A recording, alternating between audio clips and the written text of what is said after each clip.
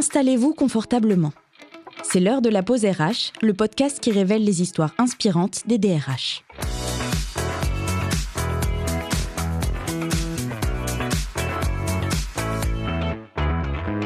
Aujourd'hui, nous vous emmenons au cœur d'une aventure humaine et professionnelle singulière.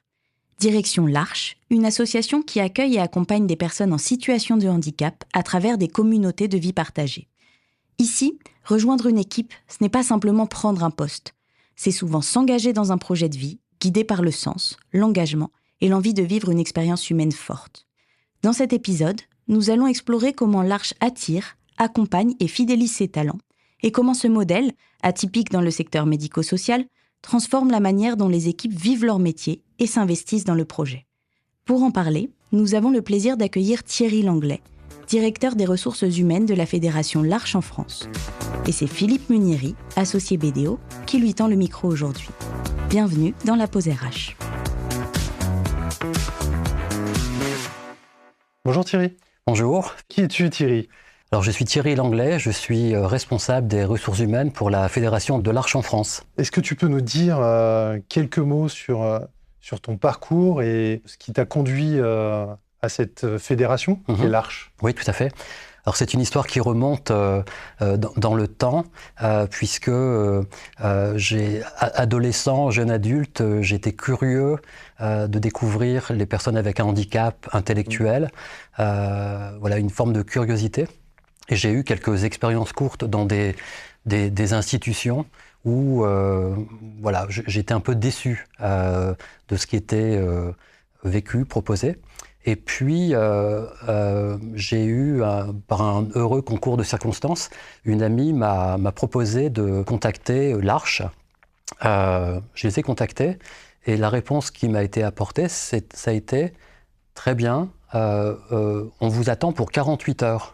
Et c'était un peu déconcertant parce qu'habituellement, lorsqu'on fait une demande de ce type, c'est sur la journée. Et donc voilà, je me suis retrouvé donc 48 heures plongé dans la réalité d'une communauté de l'Arche. Et je dois dire que ce temps a été assez déterminant puisque j'ai été accueilli non pas par des accompagnants ou éducateurs, mais par des personnes avec un handicap intellectuel. Oui. Et leur première question, ça a été « Qui es-tu ? Qu'est-ce que tu fais là ? Et puis, tu reviens quand ?» Donc, le fait, c'est que je suis venu pour 48 heures. Quelque temps après, je suis revenu pour 1 mois et j'y suis encore. Et en fait, le lien avec cette rencontre, chez moi, ça allait chercher un désir d'être éducateur spécialisé.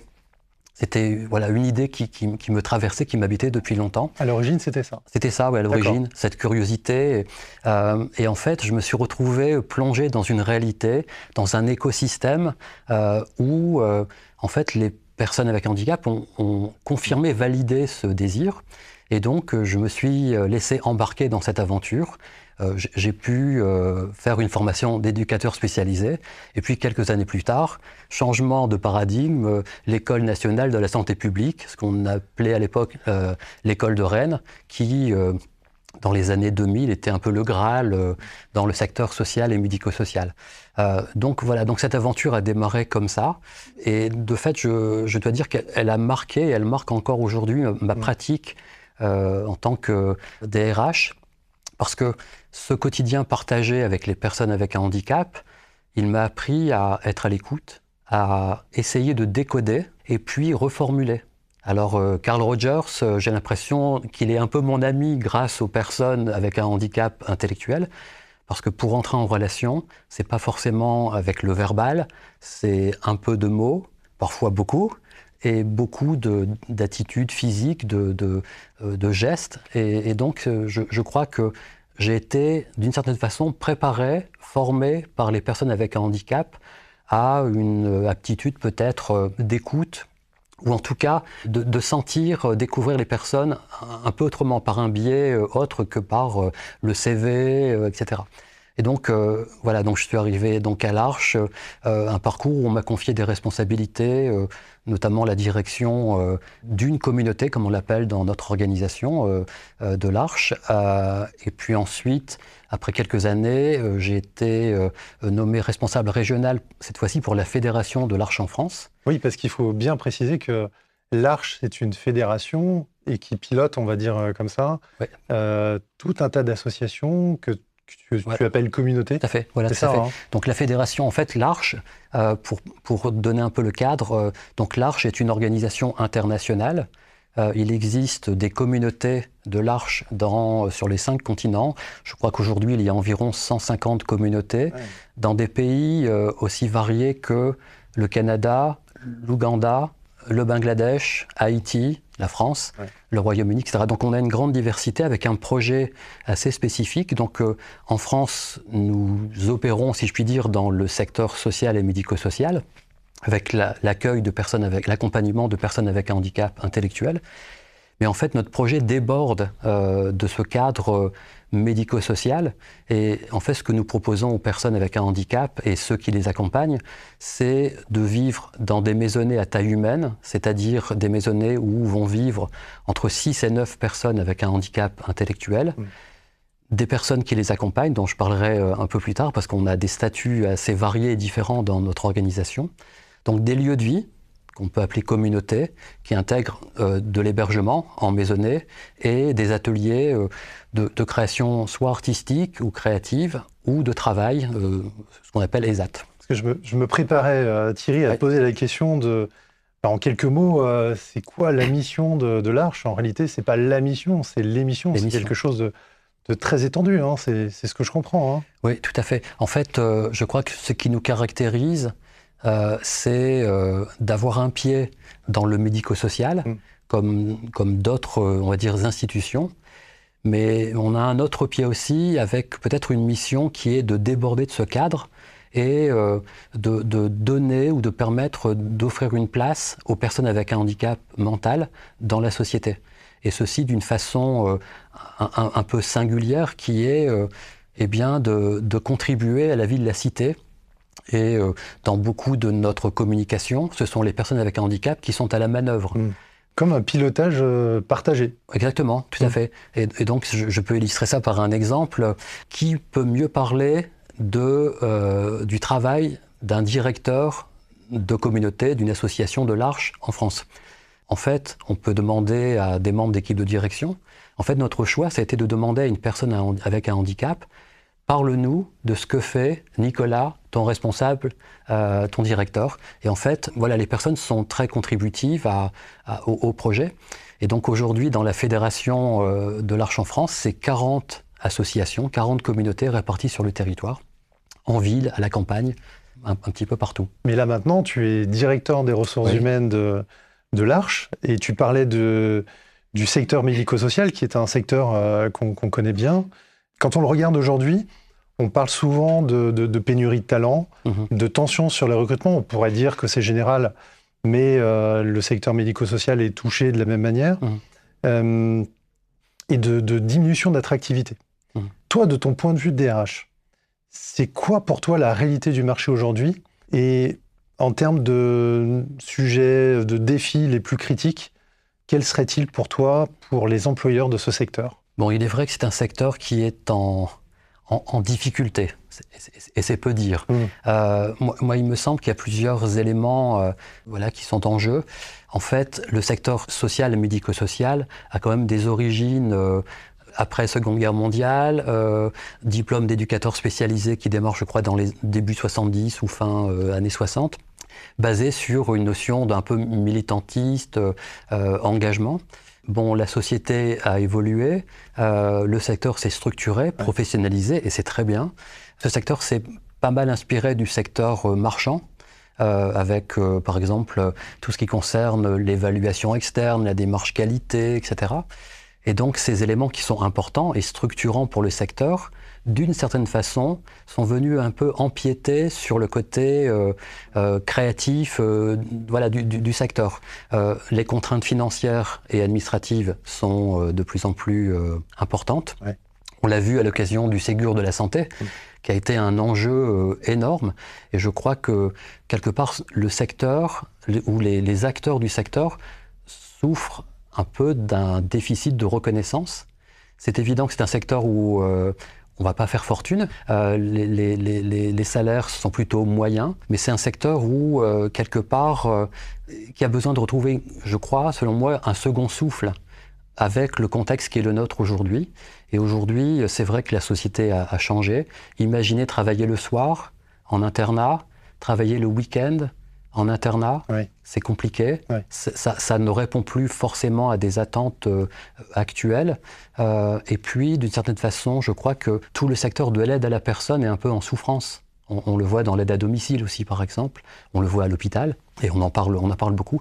Mais le secteur médico-social, effectivement, en tension. Et donc, on a moins de personnes qui candidatent, notamment pour les missions d'accompagnement au quotidien. Il me semble qu'on a beaucoup moins de personnes en formation aujourd'hui.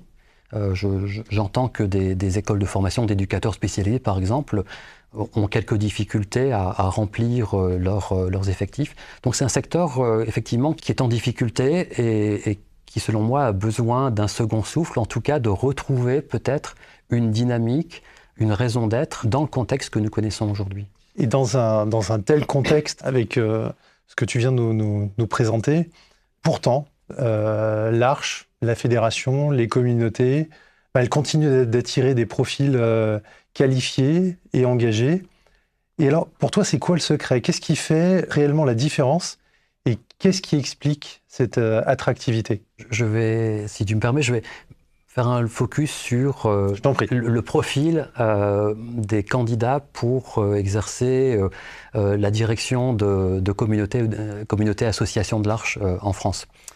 L'an dernier, il y avait 8 recrutements à faire de directeurs de communauté. Sur les 8 candidats retenus en shortlist à la fin dans le cadre de ce recrutement, 3 étaient issus de l'Arche et donc avaient eu un parcours dans l'Arche déjà, arrivés soit depuis quelques années ou ayant une expérience d'accompagnement des personnes ou différentes missions. 5 venaient hors champ de l'Arche. Donc il y avait presque de la promotion interne, d'une certaine manière. Tout à fait, complètement, oui. Ouais. Et d'ailleurs, ces dernières années, le constat, c'est que nous sommes à peu près 50-50. 50 personnes issues de l'Arche qui deviennent directeurs ou directrices, et puis du recrutement externe. Et donc, sur ces 5 personnes, l'an dernier, aucune ne venait du champ médico-social. Et ça, c'est une particularité chez nous, c'est d'attirer des talents, des personnes qui, en l'occurrence, venaient 2 ingénieurs qui étaient dans des grands groupes, des personnes formées école de commerce, issues du domaine de la formation. Voilà un peu le panel de ces profils. Et ces personnes, en fait, ce qu'elles cherchent aujourd'hui, c'est entrer dans une organisation où l'humain a toute sa place, un projet fort et exigeant. Et ce que j'ai repéré comme les 3 éléments essentiels qui les motivent à candidater chez nous portent sur la gouvernance, le modèle de gouvernance que propose l'Arche, le sens, c'est-à-dire les valeurs, la place de l'humain dans l'organisation, et l'écologie, notre écosystème, pour dire les choses ainsi. Et ces 3 éléments ont été très déterminants dans le recrutement. En fait, pourquoi? Simplement parce que aujourd'hui, pour attirer des personnes, qui plus est hors du secteur médico-social, il faut un projet qui sorte un peu de l'ordinaire, oui, qui réponde à des aspirations profondes. Et chez nous, par exemple, si je prends l'aspect gouvernance, nous travaillons à moins de verticalité, plus d'horizontalité, une gouvernance partagée. Un de nos principes un peu fondateurs, c'est la subsidiarité. Alors c'est un mot... Est-ce que tu peux nous expliquer ça en 2 mots? C'est-à-dire prendre les décisions à l'endroit le plus approprié. C'est-à-dire qu'il y a des décisions ou des orientations qui peuvent être prises dans une organisation, mais qu'il y a des niveaux de connaissance des enjeux, de la problématique, et ce sont bien souvent dans ces niveaux-là que peuvent émerger les réponses ou les solutions. On parle presque de la décentralisation, là. Oui, c'est une forme de décentralisation. Ouais. Je dirais c'est une forme de coopération dans une organisation. Et donc j'ai un tas d'exemples de situations où des équipes de direction ont tenté de prendre des décisions pour des équipes d'accompagnants dans des maisonnées. Et heureusement, certaines équipes manifestent ou ont manifesté le fait que, qui êtes-vous pour décider à notre place. Donc voilà, donc on a fait un gros travail autour de la gouvernance. On s'est fait aider par un cabinet extérieur. Notre sujet aujourd'hui sur la gouvernance, c'est vraiment prendre les décisions au meilleur niveau. Et aussi, peut-être aussi, casser quelques strates dans les échelons, dans la hiérarchie. Parce qu'on voit bien que lorsqu'on est au contact des personnes avec handicap, on est pris dans un quotidien. Bien sûr. Et le réflexe, c'est de dire, ces personnes-là, ces salariés-là manquent de recul, et donc les responsables sont les mieux placés pour prendre de la hauteur. En fait, ça peut être vrai, mais ce n'est pas toujours non plus la formule. Et donc, on a introduit des modes d'organisation qui font qu'on a des instances réglementaires, on a un CSE dans toutes nos communautés, associations, mais aussi on a des lieux pour penser ensemble qui sont assez orientés une organisation de travail, de réflexion en intelligence collective.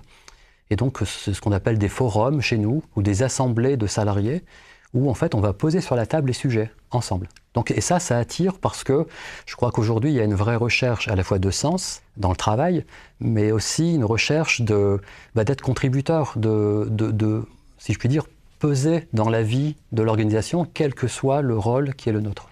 Je m'oublie à t'écouter, mon cher Thierry. C'est passionnant. Peut-être ce serait intéressant quand même de repositionner ou de se dire, voilà, l'Arche, tu es DRH d'une structure nationale dans un environnement aussi international. Tu pilotes combien d'équipes, combien de salariés globalement sur la France? Parce que on a compris cette décentralisation, mais concrètement, on parle de quelle quantité? D'accord. Alors, l'Arche en France aujourd'hui, c'est 1500 salariés, voilà. À peu près 2000 personnes avec un handicap intellectuel qui sont accompagnées dans les maisonnées, mais aussi comme externes, qui viennent dans nos ateliers.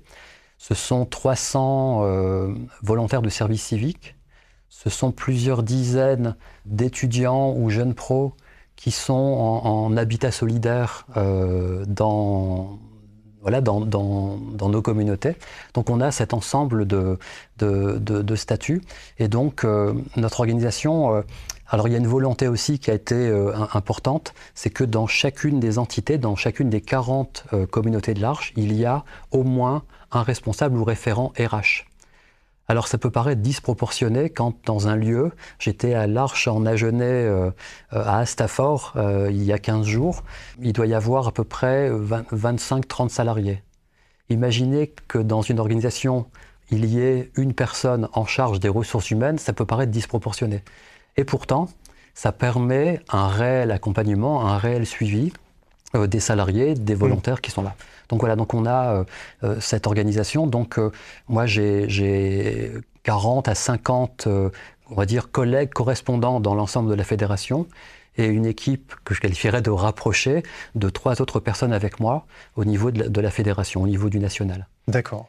Et donc ces personnes ont des missions spécifiques, volontariat de service civique, tout ce qui concerne l'appui en termes de droit du travail, etc.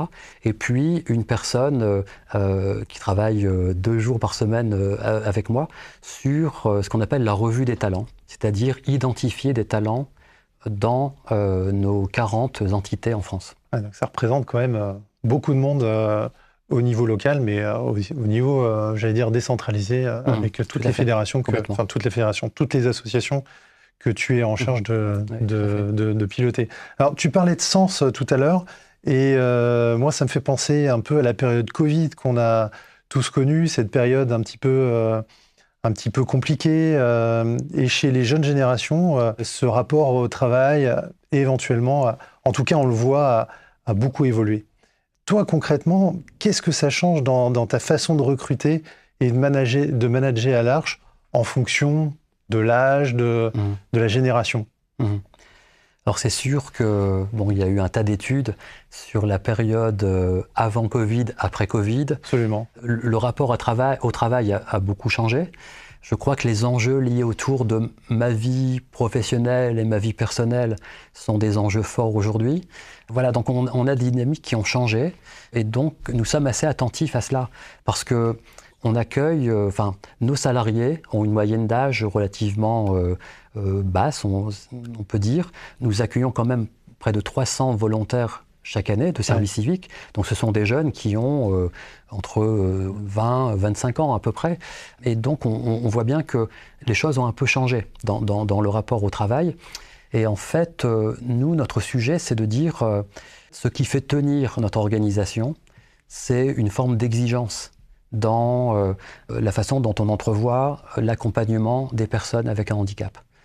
Notre risque à nous, c'est de nous institutionnaliser, c'est-à-dire d'organiser notre accompagnement, la façon dont on va penser ensemble, réfléchir ensemble, de reprendre de la verticalité pour gagner du temps. Quand même, on reparle de verticalité. Oui, tout à fait, mais ça c'est une tentation. Oui, bien sûr. Ça serait ça. Ce serait de comment être plus efficace.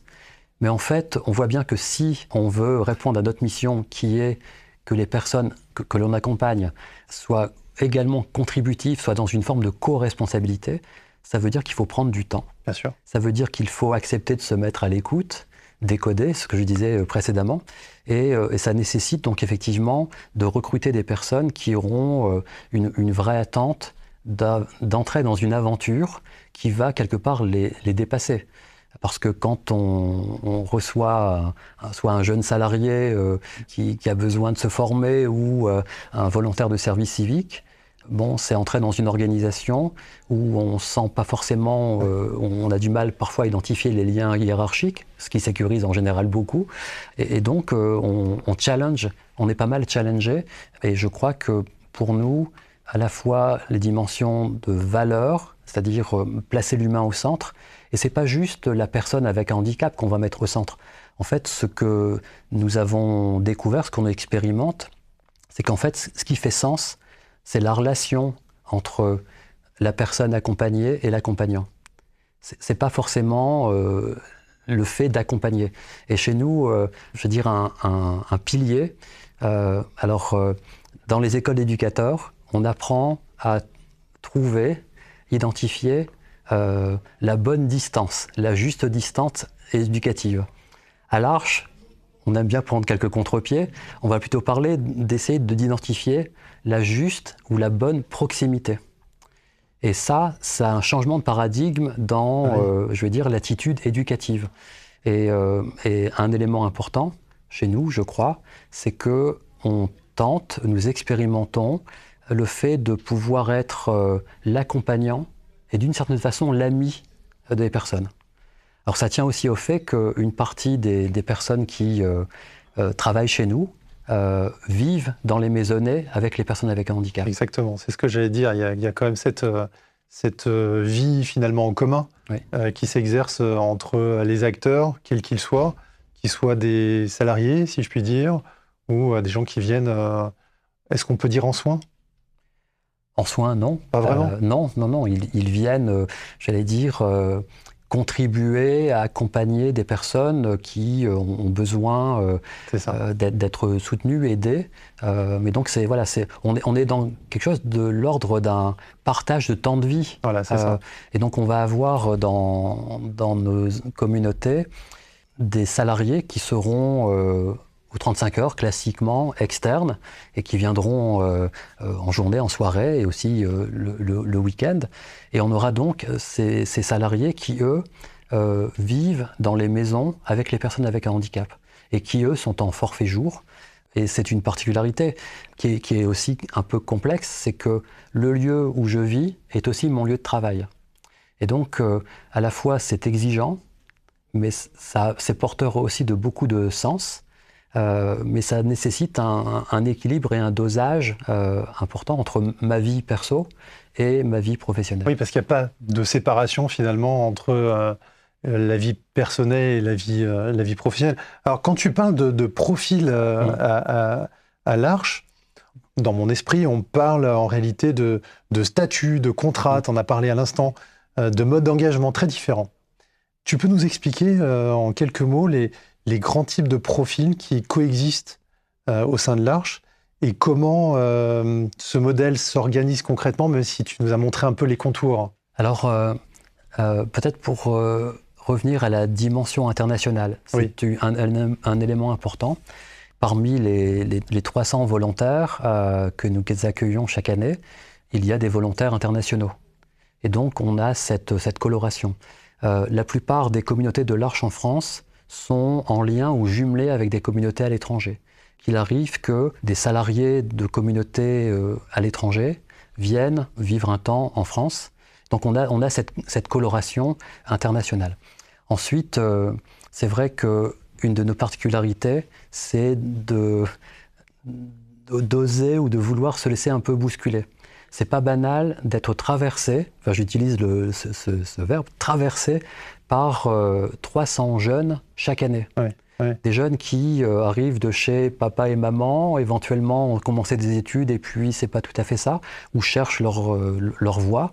Et donc être traversé par 300 jeunes qui vont rester entre 6 et 8 mois, ça nécessite un accueil, un accompagnement, de la formation, du tutorat et aussi leur permettre de développer un projet d'avenir. Donc ça, c'est une des composantes assez singulières de notre projet. Alors, comment toi, tu arrives à présenter cette réalité aux candidats de lieu de vie partagé? C'est pas simplement un poste, c'est un projet dans lequel j'allais dire c'est jeune, mais en fait tout le monde s'engage. Et pour toi, qu'est-ce qui séduit ces candidats en premier lieu? Je crois que peut-être le dénominateur commun sera la découverte du monde du handicap. Je crois que là, il y a quelque chose qui est là. Un peu comme je l'ai expérimenté moi-même dans mon parcours, une curiosité de l'intérêt. Et donc, je crois que ça, c'est un élément fort. Après, découvrir une offre d'emploi ou de volontariat qui parle de vie partagée, ça n'est pas banal. Certes. Et donc ça attire, je veux dire aussi une certaine curiosité, un certain intérêt. Et je dirais que peut-être d'une certaine façon, aujourd'hui, volontiers, moi je parle d'une forme de colocation. Ah, c'est original. Alors c'est vrai qu'on peut présenter le projet aussi sous cet angle-là. En fait, voilà, il y a des jeunes et des moins jeunes, volontaires, salariés, jeunes pros et autres, qui vont venir vivre un temps plus ou moins long, de colocation, de partage de temps de vie avec des personnes avec un handicap. En fait, je crois que ça, c'est aussi un élément qui est intéressant.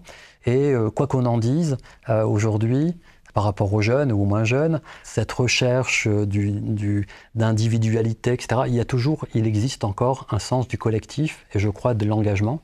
Et on le voit dans la période aussi post-Covid. Je crois que le bénévolat a rebondi, etc. Et donc, en fait, je crois que notre proposition, elle peut faire écho à ces attentes, à ces aspirations. Et je crois qu'il y a une forme de cohérence qui est peut-être présente là et qui fait sens pour les jeunes et les moins jeunes. C'est-à-dire d'arriver dans un projet où, comme je l'ai évoqué, en fait, on n'est pas là pour prendre en charge des personnes avec un handicap. On est là pour les accompagner sur un chemin. Et j'entendais encore récemment un salarié dire à un nouveau salarié « tu vas donner beaucoup, mais tu recevras beaucoup également ». Et donc on est aussi là-dedans. Et c'est vrai que notre organisation prévoit à travers les formations, à travers des parcours, beaucoup de temps aussi pour mettre des mots sur cette réalité-là.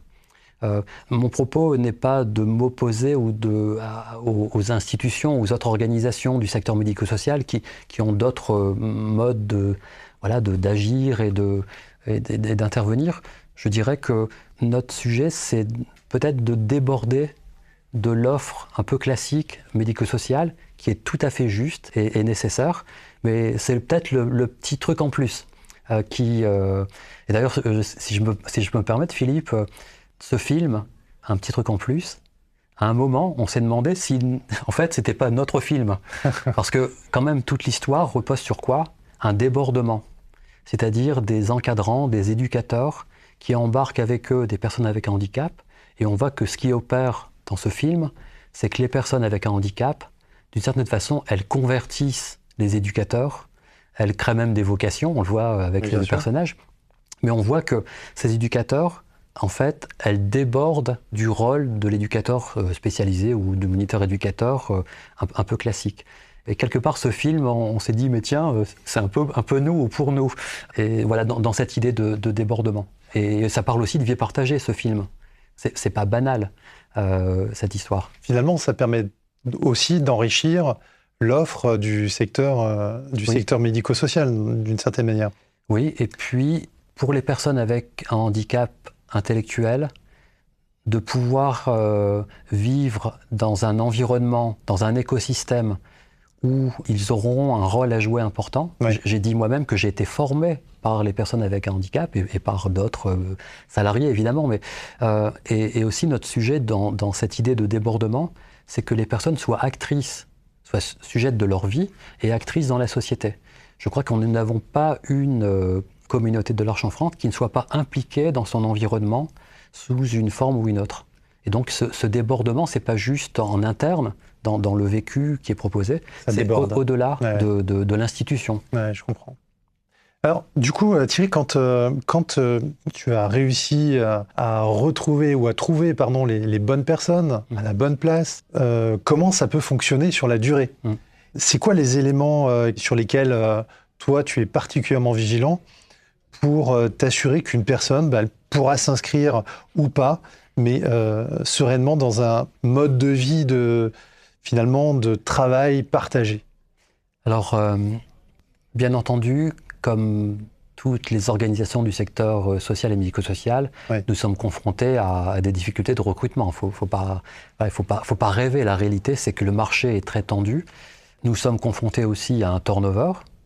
Et c'est vrai que l'exigence de ce qui est proposé pourrait laisser entendre ou supposer que le turnover est beaucoup plus important. Parce que notre projet, avec ses exigences, ce qu'on veut vivre, pourrait laisser entendre que on peut faire ça un moment, mais ça va être compliqué sur du long terme. Il me semble qu'on a parfois du mal à recruter des accompagnants dans les maisonnées pour les raisons que j'ai évoquées, c'est-à-dire l'internat, comme on l'appelle dans le secteur, qui pose question. Mais aussi, on voit que, bon an, mal an, notre turnover est peut-être un peu moins important que dans des institutions classiques. Et en fait, l'effort que nous essayons de porter sur les salariés, mais c'est pareil aussi pour les volontaires de service civique, à vrai dire, c'est autour des conditions de travail, conditions de vie pour ceux qui vivent dans les maisonnées.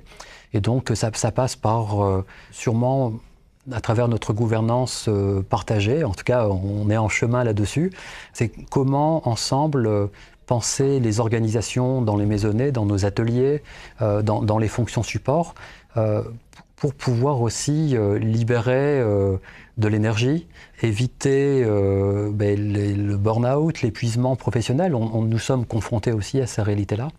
Il me semble que les instances, en dehors des instances réglementaires, ces instances que j'ai un peu évoquées tout à l'heure, sont aussi des lieux où on peut nommer les réalités, les difficultés, ce qui va bien aussi. Et je crois que notre mode d'organisation laisse place, me semble-t-il, à de l'expression en jeu, J-E, qui permet de se dire et de signifier quand c'est trop. Je crois qu'aujourd'hui, un salarié vivant dans les maisonnées, moi quand je suis arrivé à l'Arche, tout le monde était interne en maisonnée. C'était comme ça. Aujourd'hui, je crois qu'un salarié interne restera entre 2 et 3 ans. Pour de l'internat, ce qui est déjà beaucoup quand on voit le contexte du secteur. Mais il y a des contraintes que tu as expliquées qui sont quand même assez importantes. Mais du coup, comment toi tu arrives à gérer ce défi de fidélisation pour tes équipes ? C'est quoi l'approche ? Nous avons plusieurs statuts qui opèrent ensemble. Je crois que le risque pour nous, ce serait de confondre tous ces statuts. En gros, que tout le monde fasse un peu la même chose. Et ce serait, de mon point de vue, une erreur, puisqu'il y aurait une confusion à la fois des rôles et des statuts, mais aussi, on ne peut pas demander à un salarié externe 35 heures de faire la même chose qu'un salarié interne vivant en foyer. Certainement. Et donc là, c'est un sujet pour nous, parce que quitter un modèle que certaines communautés de l'Arche ont connu il y a quelques années, où la plus grande majorité des personnes étaient un salarié interne, pour aujourd'hui avoir peut-être une proportion plus importante d'externes, c'est un enjeu culturel. Et donc, par rapport à cela, il y a un besoin de différencier les rôles et les missions. C'est vrai que si on vit dans la maison, il y a nécessairement besoin d'aménager le temps de présence et d'activité effective avec les temps pour soi. Mais c'est vrai qu'un phénomène qu'on observe, c'est que nous avons de plus en plus de salariés externes aujourd'hui, parce que s'engager, même pour 1 an, 2 ans ou 3 ans, comme interne, ça n'est pas simple. Donc en fait, nous sommes très attentifs à ce qui est vécu. On a une politique de suivi des salariés à travers les plans de formation, bon, comme tout à chacun, mais aussi nous avons introduit par exemple tout ce travail de repérage des talents. En fait, identifier les talents, ça passe nécessairement par une meilleure connaissance de qui est là et dans quelles conditions les personnes travaillent, vivent leurs responsabilités, etc. Ouais. Et donc on a introduit les entretiens annuels. Donc la loi ne nous y oblige pas, mais nous encourageons les RH locaux et leurs équipes à mettre en place des entretiens annuels qui vont porter sur la dimension professionnelle et de développement. Donc c'est-à-dire qu'on va aborder chaque année avec l'ensemble des salariés ces 2 volets. Et je crois que ces entretiens, c'est très très exigeant. D'ailleurs, je dois dire que dans quelques semaines, j'ai une rencontre avec l'ensemble des RH au niveau national. Le sujet sera mis sur la table. Est-ce que ça n'est pas trop? Parce que rencontrer annuellement chaque salarié pour l'écouter sur ses missions, sur le développement de ses compétences, ses désirs de formation ou ses besoins de formation, c'est assez exigeant. Mais je crois que ça concourt aussi à ouvrir des espaces d'expression où le mal-être peut être nommé. Oui, c'est peut-être un temps nécessaire justement. Alors, merci beaucoup. L'Arche, c'est vraiment un modèle très très spécifique. Moi, il me questionne énormément, surtout sur le rapport entre le mix travail et engagement. C'est ces 2 termes qui sont véritablement importants. Et pour toi, j'en terminerai par là, mon cher Thierry. Qu'est-ce qui, selon toi, les DRH ou les organisations pourraient retenir d'une telle expérience? Parce que c'est une expérience quand même très particulière. On va dire particulière, Philippe, si tu veux, parce que voilà. Original, disons. Nous sommes de ce monde. Voilà, on est du secteur. Je veux dire, comme je l'évoquais, tous les impacts de la difficulté du secteur, nous les vivons. Ouais. Alors, oui, que tirer de notre expérience? Moi, voilà, ce qui me vient, c'est oser. C'est-à-dire, pour moi, cette question, ce point de débordement, j'ai beaucoup utilisé ce terme. Ouais. Moi, je pense que ça amène de la vie. Et quand je disais tout à l'heure que peut-être que le secteur a besoin d'un second souffle, il me semble que, éventuellement, la façon dont les choses se vivent à l'Arche, et ça n'est pas facile tous les jours, on a de réelles difficultés, en fait, peut-être qu'il y a quelque chose dans ce débordement qui donne un supplément d'âme, ou en tout cas une respiration. Donc pour moi, il y a ça. L'autre élément, c'est que quand même le secteur, les organisations, les institutions sociales et médico-sociales sont assez hiérarchisées. Il y a pas mal de strates en général, entre les équipes de direction, les chefs de service, etc., etc. Je crois que ce dans quoi nous sommes engagés, qui est en fait une forme de dérégulation des organisations, mais qui est pensée, c'est pas l'anarchie, je crois que c'est peut-être un élément intéressant. C'est de voilà, oser aller chercher dans ce principe de subsidiarité qui est pas facile, qui est exigeant. Parfois, ça n'opère pas. Je pense qu'il y a ça aussi. Et puis peut-être le plus important, c'est que finalement, c'est quoi le sens de tout ça? Accompagner des personnes avec un handicap intellectuel ou des enfants ou autres, en fait, c'est quoi la finalité? La finalité, c'est si c'est pour les prendre en charge et remplir une mission d'intérêt général, ok, c'est très bien, c'est très honorable, c'est important, c'est essentiel, mais il me semble que peut-être qu'il y a un intérêt à regarder au-delà, et pour nous, c'est la place laissée, donnée aux personnes avec un handicap comme actrices de leur vie, mais aussi actrices de l'organisation. Les grandes décisions dans nos communautés, généralement, se prennent avec plus ou moins de réussite, avec les attendus, les projets des personnes avec handicap. Et ça, c'est pas si simple parce que c'est une forme de renversement. C'est que la conception de cette mission d'accompagnement de personnes avec handicap, c'est pas juste descendant. Bien sûr. Et on a à apprendre, et peut-être pour faire le lien avec le début de mon propos, c'est que je crois que si nous mettons davantage à l'école des personnes que nous avons mission d'accompagner, quelque part ça joue sur les salariés, ça joue sur leur intérêt, ça joue sur la dynamique de formation, ça joue sur en fait le sens d'être là. Voilà, il me semble qu'il y a peut-être quelque chose là. Moi, ce que je retiens, c'est que... Alors, il y aurait beaucoup de choses à retenir, mais ici, si je voulais faire synthétique, la fonction RH, elle dépasse très largement la question des postes. Elle touche à l'engagement. Elle touche à l'équilibre de vie et à la capacité d'un collectif à faire vivre ses valeurs au quotidien. Thierry, merci pour ce témoignage très inspirant. Merci Philippe, merci à toi. Merci d'avoir partagé cette pause avec nous. Si l'histoire vous a inspiré, parlez-en autour de vous, abonnez-vous et retrouvez-nous très vite pour un nouveau récit de DRH passionnément engagé.